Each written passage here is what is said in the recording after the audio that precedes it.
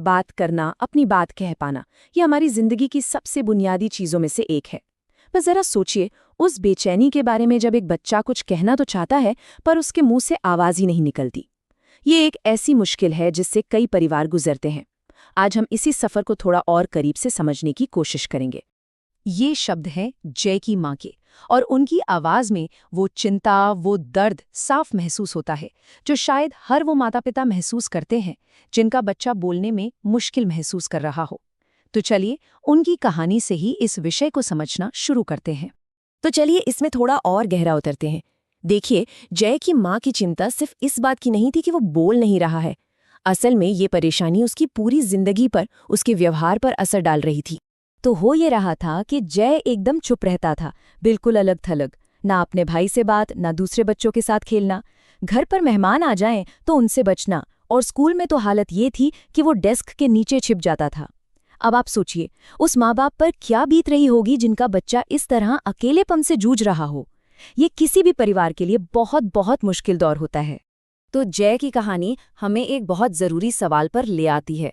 आखिर ये जो समस्या है, ये है क्या? मेडिकल भाषा में इसे स्पीच डिसऑर्डर या भाषाई विकार कहा जाता है। इसको अगर हम बिल्कुल सरल शब्दों में समझें तो इसका मतलब ये नहीं है कि बच्चे को बात समझ नहीं आ रही है।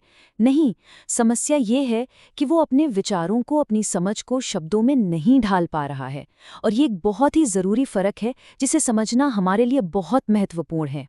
और देखिए, स्पीच डिसऑर्डर कई तरह का हो सकता है, जैसे किसी का हकलाना या शब्दों को साफ न बोल पाना, जिसे हम तुतलाना कहते हैं, या फिर सब कुछ समझने के बाद भी जवाब न दे पाना। कभी कभी ये सुनने में दिक्कत होने की वजह से या किसी चोट की वजह से भी हो सकता है। इन लक्षणों को पहचानना ही असल में समाधान की तरफ पहला कदम है। तो ठीक है, एक बार जब समस्या पता चल गई तो सवाल उठता है कि भाई अब आगे क्या? और यहीं पर स्पीच थेरेपी का रोल आता है। तो चलिए अब ये समझते हैं कि इस थेरेपी में आखिर होता क्या है। ये बात जानकर शायद थोड़ी हैरानी हो सकती है, लेकिन स्पीच थेरेपी सीधे सीधे बोलने से शुरू नहीं होती। नहीं, इसकी जो पहली सीढ़ी है वो है ध्यान लगाना और बात को समझना। सोचिए, जब तक कोई बच्चा भाषा को सुनकर समझेगा ही नहीं तो वो उसका इस्तेमाल करेगा कैसे? तो थेरेपी सबसे पहले इसी नींव को मजबूत करने का काम करती है। और देखिए, इसके लिए थेरेपिस्ट कितने अच्छे और क्रिएटिव तरीके अपनाते हैं, जैसे ये फ्लैश कार्ड्स। इनसे बच्चा सिर्फ शब्द का नाम नहीं सुनता, बल्कि उस नाम को एक तस्वीर के साथ जोड़ना भी सीखता है। सीखने का ये तरीका बच्चों के लिए मज़ेदार भी होता है और असरदार भी।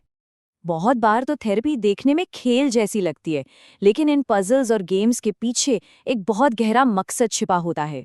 इन एक्टिविटीज से बच्चा एक जगह ध्यान लगाना सीखता है, निर्देशों को समझकर उन्हें पूरा करना सीखता है, और ये सारी चीजें बोलने के लिए बहुत जरूरी स्किल्स हैं। फिर आते हैं ये अल्फाबेट और नंबर बोर्ड। ये चीजें ना समझ और बोलने के बीच का जो गैप है उसे भरने का काम करती हैं। बच्चा इन अक्षरों और नंबरों को पहचानना सीखता है, और यही तो आगे जाकर शब्द और वाक्य बनाने के बिल्डिंग ब्लॉक्स बनते हैं।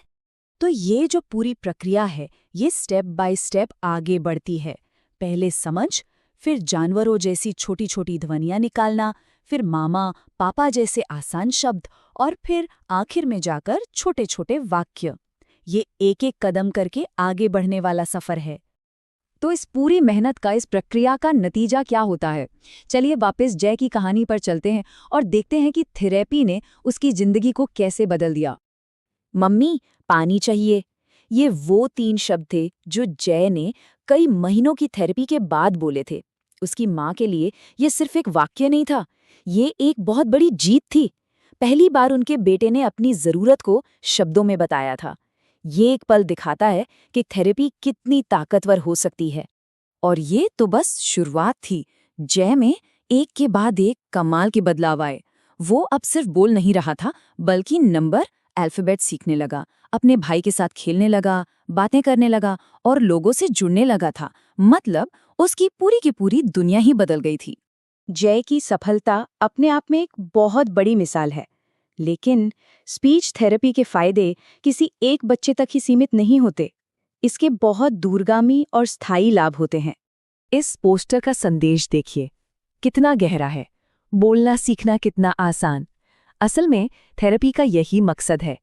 इस मुश्किल लगने वाले सफर को बच्चे और परिवार के लिए थोड़ा आसान और उम्मीद से भरा बनाना।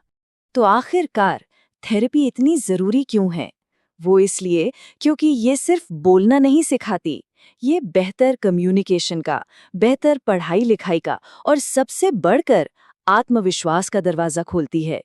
ये बच्चों को उस अकेलेपन और हताशा से बचाती है और उन्हें समाज से जुड़ने में मदद करती है। तो इस सारी जानकारी के बाद अगर कोई माता-पिता या कोई भी अभिभावक इस बात को लेकर चिंतित हैं, तो उनके लिए कुछ बहुत जरूरी बातें हैं जिन्हें हमेशा याद रखना चाहिए।